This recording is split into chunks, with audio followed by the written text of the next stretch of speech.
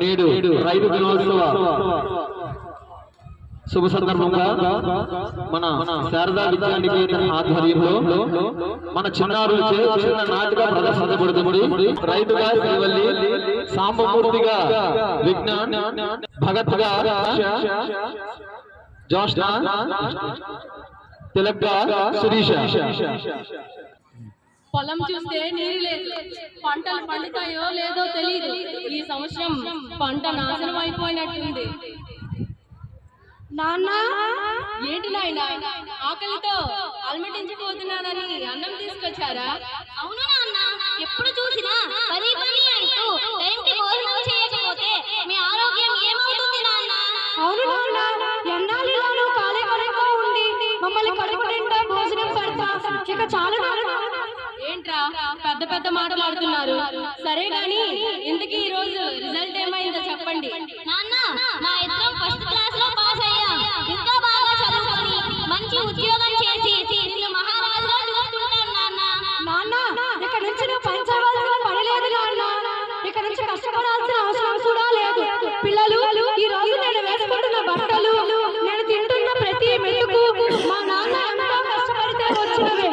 మీకు తెలియకుండా మిమ్మల్ని బాధపెట్టి ఉంటే మమ్మల్ని క్షమించండి. లేవండిరా, ప్రతి తండ్రి తన పిల్లలు మంచి స్థాయిలో ఉండాలనుకుంటాడురా. ఇది ఆ తండ్రి యొక్క ఆశరా.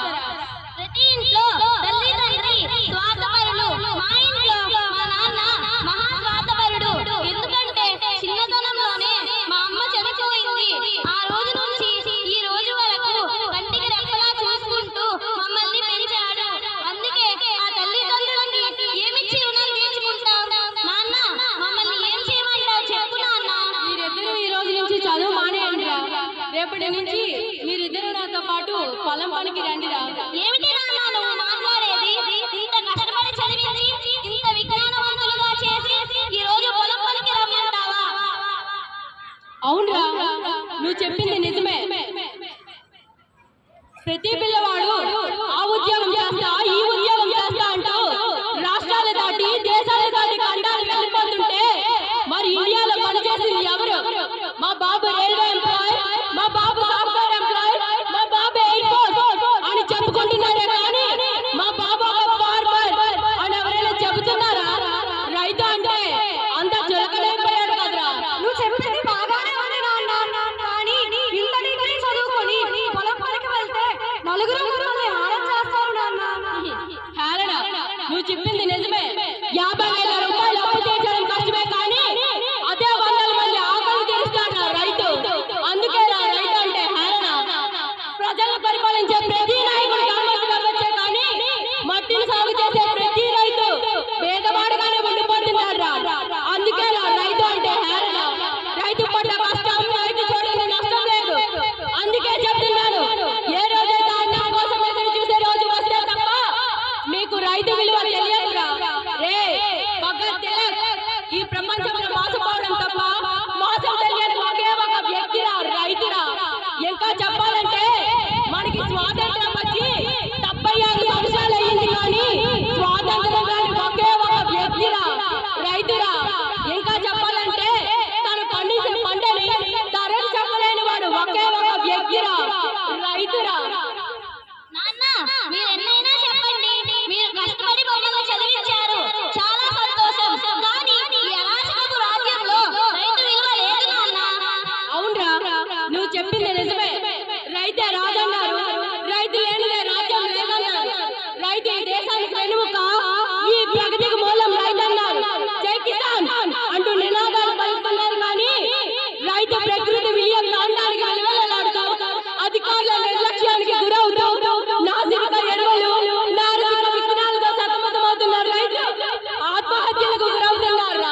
ఆ రోజు నేను అలాగా ఆగిపోతే ఈ రోజు మన దేశ పరిస్థితి ఏమవుతుందో తెలుసా?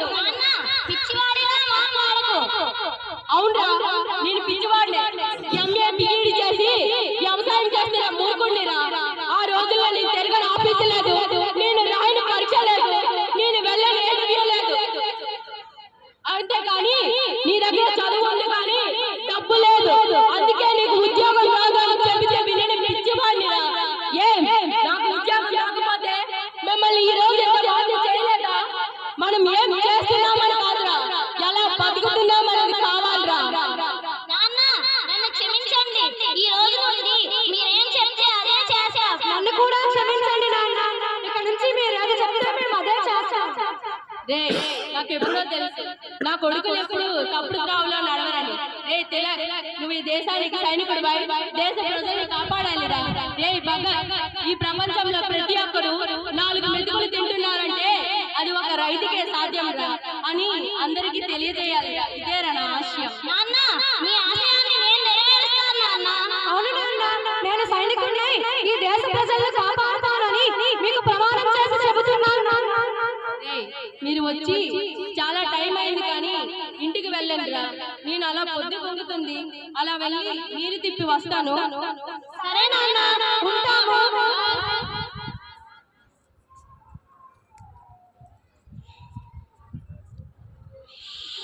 ఏంట్రా రౌరా? అయ్యా సాంబమూర్తి గారు నమస్కారం అండి. పైరుగాలేమో పొలమేమో పచ్చగా ఉంది. ఈ సంవత్సరం పంట బాగా పండినట్టుంది.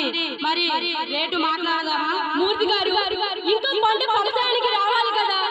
అయినా ఈ సంవత్సరం ధాన్యాలు నీకు అమ్మలేనయ్యా. మాటలు బాగానే చెబుతున్నావు కానీ మరి నువ్వు నా దగ్గర తీసుకున్న అప్పు తీర్చి నువ్వు ఎవరికైనా అమ్ముకో, నాకేం అభ్యంతరం లేదు. మూర్తి గారు, మీరు న్యాయం గురించి మాట్లాడుతున్నారా? 105 రూపాయలు వడ్డీ, ఆ వడ్డీ తేలికపోయేసరికి చక్రవడ్డీ తీరేది ఎప్పుడు? మేము పంట వ్యవసాయాన్ని తినేది ఎప్పుడు? మమ్మల్ని బ్రతకనీయరా? నేను ఏ పని చేసినా క్లారిటీగా చేస్తాను. ఒకసారి ఇది నాది అనుకున్న తర్వాత ఏది విడిచిపెట్టే ప్రసక్తే లేదు. నా సంగతి నీకు బాగా తెలుసు.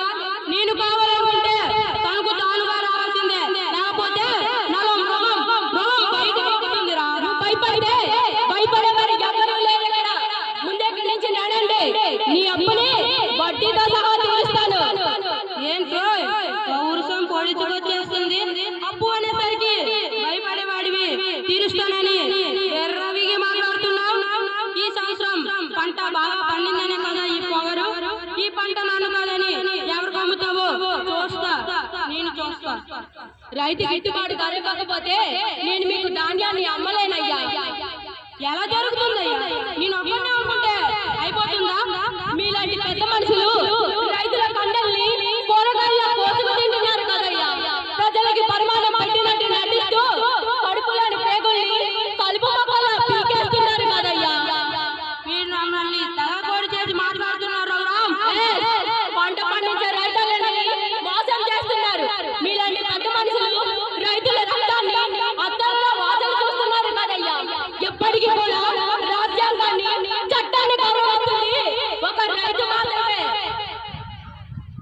ఏంటయ్యా రైతు రైతు అని తెగించుకుంటున్నాం?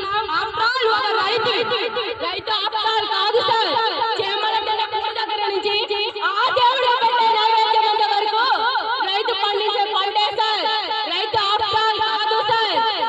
మేము రైతు పంట పండించకపోతే భారతదేశం ఆకలితో అలమటించిపోతుంది. రైతు ఆఫ్టర్ ఆల్ కాదు సార్. ఉద్యోగాలు సంబంధించిన కంపెనీలు కాలం పడిన ప్రభుత్వాలు పంపించిన ఆకలి ప్రపంచానికి నడిపేందుకు పరిగెత్తవాడు ఒక రైతు సార్. రైతు ఆఫ్టర్ ఆల్ కాదు సార్. అల్లవయ్య, ఏంటి నీ రైతు గొప్ప? జెండలు కరేరక పాము కాడుకు గురై ఎదురు దెబ్బకయ్యాయి. పండించిన పంటని మార్కెట్లోకి వస్తే 2 రూపాయలు ఇస్తావా, 3 రూపాయలు ఇస్తావా అని మార్కెట్లో బాగా ఆడుతారు సార్.